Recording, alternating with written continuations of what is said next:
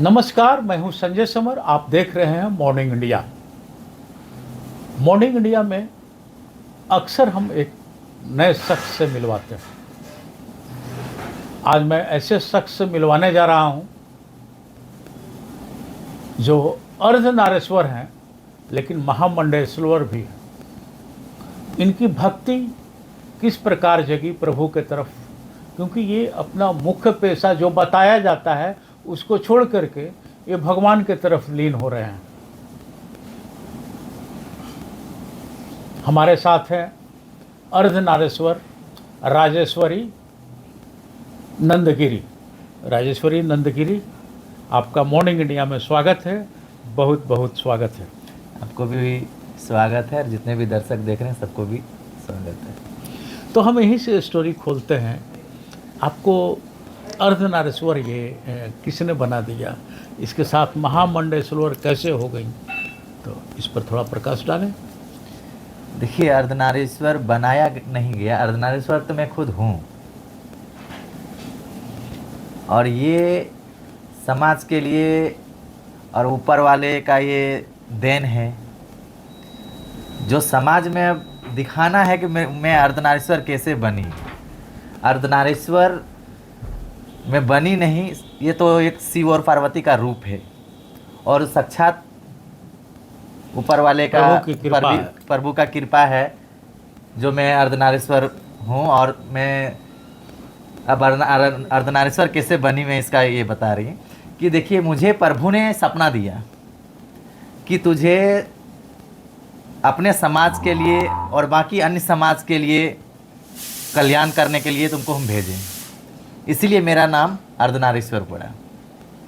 और फिर ये महामंडलेश्वर बन गई। जो बताया जाता है कि झारखंड की पहली महामंडलेश्वर आप हैं जी। तो महामंडलेश्वर कैसे लिया आपने? या देखिए, हमारा कर्म जो मैं कार्य करती हूँ समाज के लिए, उस कार्य को देखते हुए हमारे अखाड़े की जो हमारी आचार्य महामंडलेश्वर हैं उसने देखा कि नहीं, ये अच्छी समाज में कार्य करती। कार्य को देख के मुझे महामंडलेश्वर का उपाधि मिला। तो क्या इस पद लायक आप हैं? आत्ममंथन करने के बाद आप ये महसूस करती हैं कि ये पद के लिए आप हैं? जी, मैं शुरू से समाज के लिए मैं कर रही हूँ, अपने समाज के लिए भी मैं कर रही हूँ। जो हमारा समाज का पहले जो काम होता था, रामायण महाभारत में देख लीजिए उठा के, कि पहले कहाँ ही खुशी होता था, जैसे किन्हीं के घर में नया घर बना या किसी के घर में शादी हुई या किसी के घर में बच्चे हुए, तो मांगलिक कार्य में हमारा समाज लोग जाते थे आशीर्वाद देने के लिए। जैसे कि हम लोगों को बोला भी जाता है मंगलमुखी, तो हम लोग मांगलिक कार्य में ही किन्हीं के यहाँ जाते हैं। नहीं, अब तो महाभारत का जिक्र कर रहे हैं, तो महाभारत में तो उनका जन्म हुआ था भीष्म को मारने के लिए, तो मंगल कार्य कैसे करें? वो तो उन्होंने खुद जन्म लिया था, क्योंकि भीष्म की को ये शाप था या आशीर्वाद था कि वो जब उनकी मौत होगी कोई पुरुष मार नहीं सकता है, कोई महिला मार नहीं सकती। तो वो वहाँ पे ये जिक्र किया गया था ना कि कोई पुरुष के हाथ से भी नहीं मारेंगे और कोई स्त्री के हाथ से नहीं मारेंगे। बिल्कुल सही। इसीलिए वहाँ पे वो अर्धनारेश्वर का रूप लिया, ना नर है ना नारी है। और रामायण में देख लीजिए, जब राम जी का जन्म हुआ था तो किन्नर ही वहाँ पे गए थे मंगल कामना करने के लिए, आशीर्वाद देने के लिए। जब उनकी शादी भी हुई तो किन्नर वहाँ पे पहुँचे थे। ये समाज जो आपने कहा किन्नर समाज खास करके, तो वो किन्नर समाज के लिए क्या काम कर रही हैं आप और क्या काम करने की योजना है? देखिए, मैं किन्नर समाज के लिए मैं यही काम करने जा रही हूँ जो कि मतलब किन्नर समाज जो पहले करते थे उनको मैं अलग एक पहचान दिलाना चाहती हूँ। जैसे पहले लोग किसी के खुशी में जाते थे, शादी विवाह में जाते थे, या रेड लाइट में भी देखते हैं, बसों में देखते हैं, ट्रेनों में देखते हैं, सिग्नलों में देखते हैं। तो मैं ये चाहती हूँ वो सब काम ना करें, किन्हीं के सामने हाथ ना फैलाएं। हम अपने महामंडलेश्वर होने के नाते में एक आश्रम बना रही हूँ और उस आश्रम में सबको मैं आश्रम से जोड़ूंगी और उनके लिए सब एक एक मैं काम दूंगी। जैसे हो गया कि मतलब आप सिलाई के लिए हो गया या पार्लर के लिए हो गया या मोमबत्ती बनाना, अगरबत्ती बनाना, हम अपना खुद पे डिपेंड करेंगे। मतलब श्रम दान के थ्रू अब ये पैसे कमाएंगे। जी। ये आपकी योजना हम किन्हीं का मोहताज नहीं बनेंगे, किन्हीं के सामने हाथ नहीं फैलाएंगे। हम खुद, हमारा भी, हम भी सही सलामत हैं। तो जब एक नॉर्मल लोग मेहनत करके कमा सकते हैं तो हम क्यों नहीं कमा सकते? नहीं, बिल्कुल सही, ये नॉर्मल लोग काम कर सकते हैं। देखिए, सामान्य तौर पर क्या होता है कि समाज में स्त्रीलिंग और पुल्लिंग उस बीच से आप लोग निकल कर के आते हैं, तो बड़ा समाज हे दृष्टि से देखता है। जो सच है इसको अन्यथा ना लेंगे, चूँकि आप प्रभु को प्रणाम करते हैं, चाहे जहाँ से भी जैसे भी। तो क्या क्या असुविधाएं आई आपको यहाँ तक पहुँचने में? क्योंकि जनरली स्कूल जाते होंगे लोग, छड़ते होंगे, कुछ कुछ हंसी करते होंगे लोग, अभी भी इस बिरादरी के साथ किस तरह की हंसी ठिठोली होती है, उससे आप अवगत हैं? देखिए, समाज में एक नॉर्मल परिवार में भी अगर यदि कोई विकलांग हो जाए, कोई पैर से या हाथ से या आँख से अंधे हो जाए, तो लोग उनके ऊपर भी तरह तरह की टिप्पणियाँ करते हैं। और हम तो समझिए, हमारा जो किन्नर हो या छक्का हो, ये तो शब्द ही एक गाली शब्द है। तो लोग तो तरह तरह की बात करते ही हैं। अगर रोड में हम निकलते हैं, चलते हैं, तो देखो छक्का जा रहा है, हिजड़ा जा रहा है, गे जा रहा है, ये जा रहा है, वो जा रहा है, तरह तरह की बातें करते हैं, तरह तरह की टिप्पणियाँ करते हैं। नहीं, कैसा लगता है ये चीज़, कैसा लगता है? देखिए, ये चीज़ इन लोगों को क्या कह करके आप ठंडा करना चाहती हैं? क्योंकि महामंडलेश्वर जो आप बनी हुई हैं या बनाए गए हैं, तो कुछ न कुछ क्वालिटी आपके पास होगी। किन कारणों से बनाए गए आप? देखिए, ये जब ये लोग ऐसे बोलते हैं तो सुन के तो बहुत बुरा लगता है। अगर उस टाइम हम लोग अगर उनके बातों को अगर गौर करें या दिमाग में लें, तो सबसे लड़ाई करना पड़ेगा। आखिर लड़ें भी तो किससे किससे लड़ें? तो इसके लिए हम लोग अब जैसे अखाड़े से जुड़े और हम लोग धर्म के लिए काम कर रहे हैं, सनातन के लिए काम कर रहे हैं। कि लोग मुझे, जैसे कि लोग बोलते हैं कि अर्धनारीश्वर है, तो अर्धनारीश्वर हम देवी हैं, देवी को पूजा जाता है। इसके लिए हम लोग काम कर रहे हैं कि सनातन धर्म को आगे बढ़ाएंगे, और हम लोग धर्म से जुड़ के लोगों तक ये मतलब जानकारी। किन्नरों को शिक्षा की आवश्यकता है क्या? कुछ वैसा महसूस कर रही हैं आप? देखिए, शिक्षा की आवश्यकता तो हर किसी को है। जैसे पहले के जनरेशन जो थे, पहले तो छोटे में ही घर से निकाल देते थे, वो ना पढ़ पाते थे, ना उनको शिक्षा मिल पाती थी। तो वो लोगों ने जैसे कि नाचने गाने का काम करते हैं, कि इनके यहाँ खुशी हुआ, उनके यहाँ बधाई देना, नाचना गाना वो। लेकिन मैं ये समाज से अब कहना चाहती, जो अभी नया जनरेशन है, उनको घर से बाहर ना करें, उनको समाज से ना निकालें, उनको पढ़ाएं लिखाएं, एक लायक बनाएं। देखिए, क्या है कि जो सरकारी डेटा है उस हिसाब से प्रति 2000 पर एक किन्नर पैदा होते हैं। जो सरकारी डेटा है, पैदा होने के लिए जो वैज्ञानिक कारण है कि अगर XX मिला क्रोमोसोम तो लड़की हुई, अगर XY मिला तो लड़का हुआ, लेकिन X और O मिला तो किन्नर पैदा लेते हैं। ये एक वैज्ञानिक कारण माना जाता है।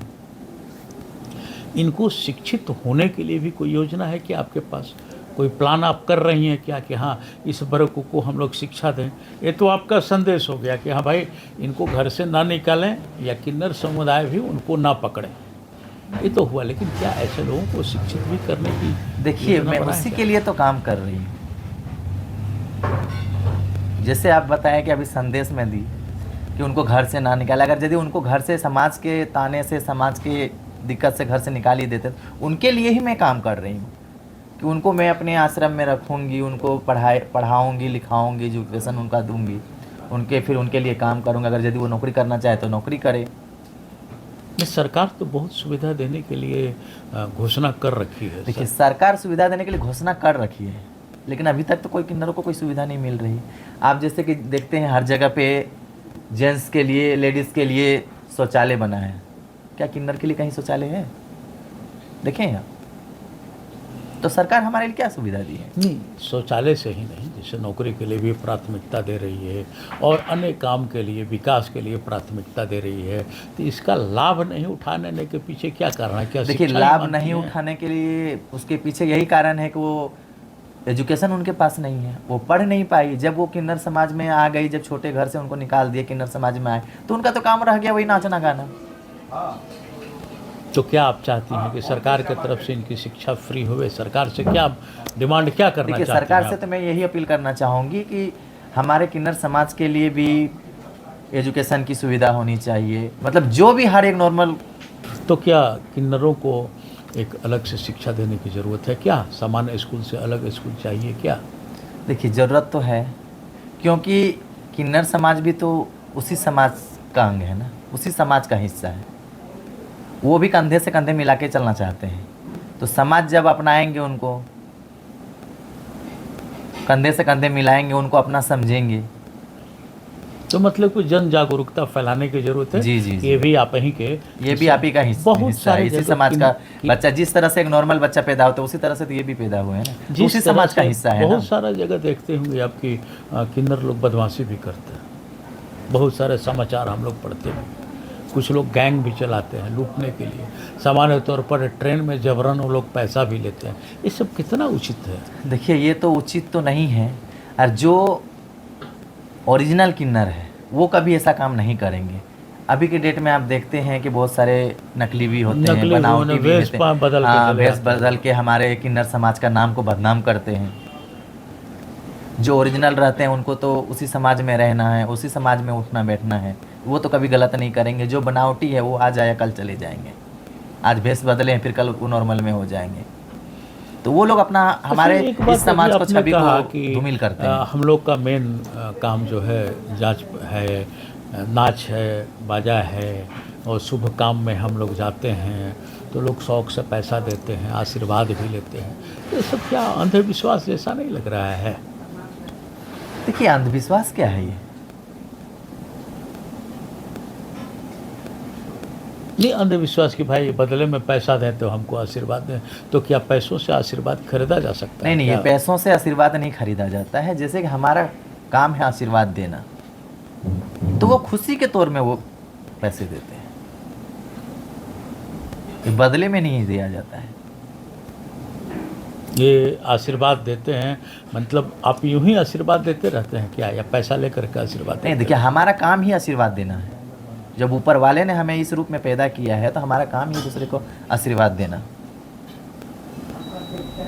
क्या लगता है आपने कितने लोगों तो को अब तक आशीर्वाद दिया होगा? देखिए मैंने तो अभी तक बहुत लोगों को आशीर्वाद दिए, जो भी हमारे पास आए हैं आशीर्वाद लेने के लिए, क्या सब फलित भी होता सब है? फलित है। कुछ ठोस उदाहरण बताएं जो परेशानी में हो और आपने आशीर्वाद दिया और वो भले चंगे हो गए, उनकी मनोकामना पूर्ण हो गई। देखिए बहुत सारे ऐसे केसेस हैं जो हमारे पास किन्हीं के जैसे बच्चे नहीं होते हैं, 18 साल 20 साल हो गए हैं, उनको मैंने आशीर्वाद दी, गोद भरी, तो उनको बच्चा हो गया। बहुत ऐसे लोग हैं जो कि मतलब तबीयत बीमारी खराब से है। पीड़ित है। सब जगह पे, एक हमारे मोहल्ले के बगल के थे, तो वो उनको पटना लेके गया, पटना में डॉक्टर जवाब दे दिया। तो फिर उनका मन में आया कि नहीं मुझे मौसी के पास जाना है, वहाँ पे आशीर्वाद लेना है। वो आए, मैंने उनको आशीर्वाद दी, अभी देखिए वो चंगा है। तो आपको मौसी नाम से भी जाना जाता है? देखिए हम लोग को तो ऐसे मौसी बुआ तो बोलते ही है। ये मौसी बुआ क्यों बोलते हैं लोग? क्या आदर सब है, सूचक है आदर का? क्योंकि मौसी और बुआ दोनों बड़ा देखिए- प्यारा ही शब्द हो जो समाज ने मान्यता दे रखी है। क्या उसी लिहाज से बोलता है लोग? हाँ हाँ, उसी लिहाज से बोलते हैं। अब ऐसे लोग तो किन्हीं के सामने में तो उनका उस नाम से बुला ही नहीं सकते हैं कि हाँ किन्नर है, किन्नर को बुलाओ या उनके नाम आप से ज़्यादा बुलाओ। समय कहाँ देती हैं? ऐसे तो अब जो सूचना मेरे पास है कि आप भ्रमण करते रहते हैं, लेकिन सबसे ज़्यादा समय आप कहाँ देती हैं, किस शहर में? देखिए मेरा तो ज़्यादा समय तो बाबा बैजनाथ के नगरी में मैं रहती हूँ, वहीं पे पैदा हुई, वहीं पे पली बड़ी हूँ, तो ज़्यादा समय वहीं पे मेरा रहता है। उसके बाद अखाड़े के काम से इधर उधर तो भ्रमण होना ही रहता है। माता पिता याद आते हैं क्या? देखिए याद तो सब किसी को आता है, कोई आप भी। पहचानती हैं अपने माता पिता को? देखिए पहचान कौन नहीं, अपना माता पिता को कौन भूल सकते हैं।